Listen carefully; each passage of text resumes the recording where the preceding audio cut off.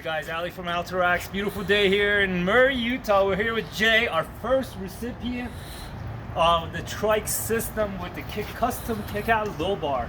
So we got 20-inch baskets that are customized so you can, this is a Catrike, so it has the inner disc brakes on the inside of the wheel. Causes a little bit of challenge because usually the disc is on the driver's side or on the left side, but these are both on the inside, so we had to do some custom work for clearance, and you can see how close we came to the brakes on both sides.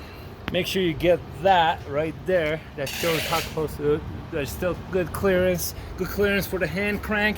And then obviously this thing is so long that if you just hung it straight down, it would go pretty low, especially on a vehicle. In this, it wouldn't be such an issue. But so this custom kick-out low bar enables you to push out the trike itself, create a triangulation which spreads the force across. Beautiful to know physics, and gives you that clearance on the bottom. So these are for Catrikes. We have other versions going. You can put up to 2 of these on a rack potentially. Call us if you have any questions, and have a great day, y'all.